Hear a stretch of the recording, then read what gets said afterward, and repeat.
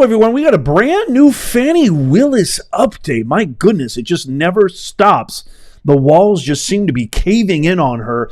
Jim Jordan, who is the chairman of the Judiciary Committee, has just subpoenaed and sent a letter to the district attorney, Fani Willis's office, demanding that she comply with the open records ruling that we went over just a couple of days ago. Huge loss that awarded Judicial Watch in the lawsuit that was filed that actually says that she now has to give up all records. She needs to release all records of any communications that she's had with Jack Smith, special prosecutor, and any special communications she had with the January 6th committee. Plus, the YSL Young Thug debacle not over yet? You're not going to believe this. She just filed a new motion today. I'm going to share that with you. This is why this video is breaking, because really that is the most important one. But let's talk first about Jim Jordan, our man from Ohio, who sent a letter to Willis. Again, Jim Jordan is the chairman of the House Judiciary Committee, said that Willis had failed to give the committee its requested documents and communications connected to her office's indictment of President-elect Donald Trump and the 18 co-defendants in the interference RICO case. In response to this request, Willis sent a 9-page letter accusing Jordan of abusing his authority. That's a big shock. As chairman and violating the U.S. Constitution by trying to interfere with and obstruct her office's prosecution. She said, I quote, "Your public statements and your letter itself make clear that you lack any legitimate legislative purpose for that inquiry. Your job description as a legislator does not include criminal law enforcement, nor does it include supervising a specific criminal trial, because you believe that doing so will promote your partisan political objectives." That was back when, in January, when Jordan announced a separate investigation into whether Willis misused funds. So this request comes days after Fulton County Superior Court judge ruled, we talked about this extensively, that her office violated Georgia's Open Records Act. Remember, we went over all of that insider information and intelligence that we got from Ashley Merchant, who dropped an absolute bombshell, just really exposing Fani Willis for the rat and money grab scheme that she deployed. So this kind of relates to that by not turning over those records. The group asking for the same communications. The judge ruled on Tuesday that Willis must turn over those records to Judicial Watch. In addition, the DA's office could also be fined for legal fees in the case. The judge ordered Willis to conduct a diligent search of the district attorney's office's records within 5 business days and to provide those copies extensively. Now, Jordan did this. Check this out. You can see here in that paragraph at the top where after you fail to timely or sufficiently respond to Judicial Watch's lawsuit, the Superior Court of Fulton County ordered you to conduct a diligent search of records for responsive materials within 5 business days and to provide that. Accordingly, he says here, the committee hereby reiterates that requests contained in our August and December 5th, 2023 letters, including those relating to special counsel Jack Smith and the January 6th Select Committee, and expects your voluntary compliance. You're never going to get it, Jim. With these requests, those letters are enclosed and incorporated herein for your reference. If you are unable to relocate those responsive records, choose to withhold certain records, or choose to redact information, please provide to the committee in writing the reasons for doing so. So they're just tightening the screws here, trying to put a lot of pressure. You can see this is signed by Jim Jordan. This was December 4th, just a few days ago, where Jim Jordan, chairman of the Committee on the Judiciary, sent this out to the Honorable.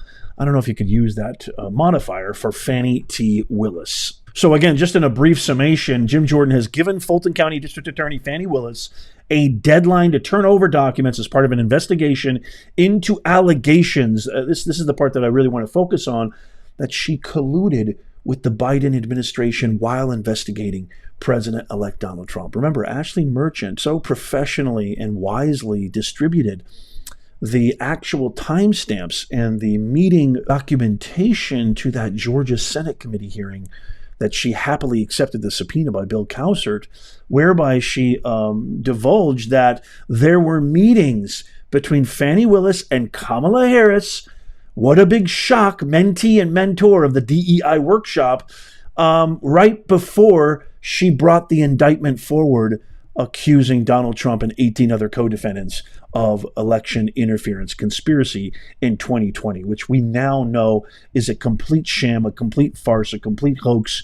And the fact that nobody, I think it's the biggest scandal in American history, the fact that nobody, especially corporate, woke, fake mainstream media, has brought up the fact that Joe Biden got 20 million votes more than the Black Messiah, Barack Obama, and that doesn't raise a single hair of a question mark, makes zero sense. To me, in my mind, it is the largest scandal in American presidential election history, maybe even American history, period. Jordan has also accused Willis of conspiring with the Justice Department, expressing concerns about motivations behind her investigations.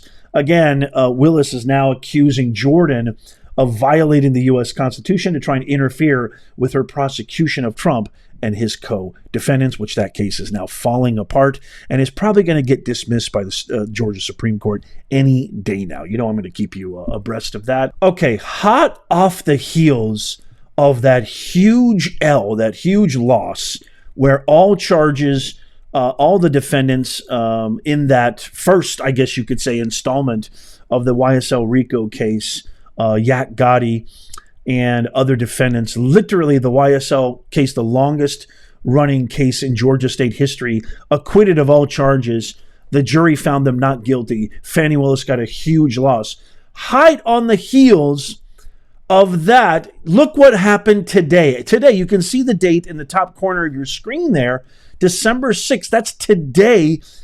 The state of Georgia, backed by Fannie Cash Money G. Willis, files a motion trying to get a desired trial date for the remaining YSL defendants. She just filed this today. I mean, she doesn't have a single molecule of dignity, respect for herself, respect for law. She doesn't know anything about the law. Look at this. You can see here in this first paragraph, the state of Georgia through Fani T. Willis and the undersigned Chief Deputy District Attorney, we all remember Adam Abadi, Mr. Adam Abadi, hereby submits the state's motion to specifically set for trial the remaining YSL defendants in the state of Georgia versus Christian Eppinger, Miles Farley, Damikian Garlington, Demise McMullen, and Tanquarius Mender. A final plea hearing is scheduled for December 17th, 2024, which is just in a couple weeks. The state respectfully moves that this matter be specifically set for trial with proceedings to commence on February 24th, 2025. It goes on to say this request is made to ensure adequate time for the resolution of any outstanding motions that may be filed by the 5 remaining defendants, as well as to facilitate the coordination of witness appearances and transportation. Additionally, in light of the presence of 5 co-defendants and the recent trial of severed co-defendants, the state projects that the trial will extend for approximately 90 days. Respectfully submitted, the 6th day of December 2024. You can see there, Fani T. Willis and Adam Abadi. Wow. I'll tell you what, there would be zero peaceful transfer of power if Fani Willis ever lost another election in her entire abysmal career. This person does not know anything about conceding. She has no idea when, the writing's on the wall. You have absolutely no power. You have no momentum. She has zero depth of awareness, zero tone awareness. She's totally tone deaf, and she has absolutely zero ability to read the room. Fani, it's all over, okay? Trump won.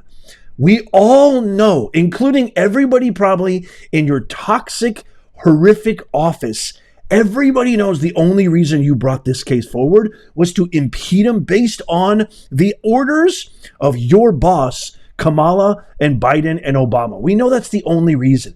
Just swallow the L, everybody else knows it, and actually get to work for the people of Fulton County, the poor, hard-working citizens of Fulton County who've been waiting for their day in court for God knows how long, as you've wasted millions and millions of dollars. And by the way, this whole open records request and with Jim Jordan and Ashley Merchant, why on earth has anybody just asked the very simple question, why on earth would you not disclose open records that you're actually supposed to disclose by law because you are a public servant? I know that concept has no meaning to you. Why on earth would you not? Let's just say they weren't open records. Let's just say they weren't records that were afforded to the public by law. Let's just say they weren't. If you still, just the fact that they are even puts a huge crink in this whole debacle of Fani Willis. Let's just, for the sake of argument, say that they're not. What do you have to hide? You keep saying you have nothing to hide. You keep saying you're for the people. You keep saying you're an advocate for transparency. Then what is the problem? Has anybody even just dared to ask that question? Why won't you disclose records? Why won't you disclose communications, emails, all of the documentation that shows what you've been up to with hard-earned taxpayer off the blood, sweat of the backs of taxpaying citizens? Why won't you share those communications and all of that documentation and legal correspondences if you have nothing to hide? Nobody's asked this question. I dare say her church, her constituents, her office. No, one person brought it up. That was Amanda Timpson, the whistleblower who we had on our show, and she got fired in 48 hours. She even tried to help you, Fani, by saying, look, they're going to find out what you're doing with all this federal grant money. Jim Jordan's going to find out. The government's going to find out, and you're really going to be in trouble. Well, now karma has reared its beautiful, delicate head, and you, my dear, are all over. See ya. Toodles. Ding, ding, ding. Check, please. Wouldn't want to be ya. Hasta la pasta. And now, after getting completely just blown away in the YSL sham, laborious, ridiculously long hoax trial, now on the heels of that, you're filing a new motion to go after the rest? To spend even more taxpayer dollars on this sham quest of yours to stay in the spotlight? This desperate attempt to remain relevant? Shame on you, Fani Willis. This is why I won't call you Fani. I get comments all the time. Nez, why do you call her Fani and Cash Money G? Why don't you respect what she wants to be deemed Fani Willis? I don't respect somebody who has no respect for America. I don't respect somebody who has no respect for the profession. I have no respect for somebody who steals outright and calls it transparency and calls it fighting for the people, who steals outright from hard-working citizens. And I'm not just talking 1,000, 10,000, 50. I'm talking millions, maybe even hundreds of millions of dollars. So Cash Money, Big Butt Fani T. Willis, you don't get any respect from me. I don't respect jack from you. But this is exactly what I knew was going to happen. She never concedes. She's never going to do the right thing. She's never going to dismiss this case. This stupid sham Trump case, she's not going to dismiss it. It's going to take tons of resources, wasted money, wasted taxpayer dollars, wasted energy, wasted notoriety to go all the way to the appellate courts, all the way to the superior courts, for them to finally say, shut it down, it's over. This is why she should be not only fired, not only should she be forced to resign, terminated, she should be disbarred. She, like Alvin Do Nothing Bragg, what he's doing to Daniel Penny, these are cancers in not only our criminal justice system, but in the American way of life, in the American meritocracy. They are DEI, cancerous, parasitic, woke-minded, only seeing race-baiting race hustlers. They're not real professionals, and these are not people that we need to give them any more attention moving forward after January 20th, 2025. I would love to get your comments on everything that we talked about today. Let me know what your thoughts are in the comments down below. Make sure you sign up for our free newsletter. That's in the pinned comment, show notes, and description. It's kind of like your insurance policy, so you never miss out. Even though you subscribe and follow, sometimes you don't always get notified, by these platforms, so make sure that you sign up. It's absolutely free. We don't spam. I don't share your email with anybody. It's not the Designation way.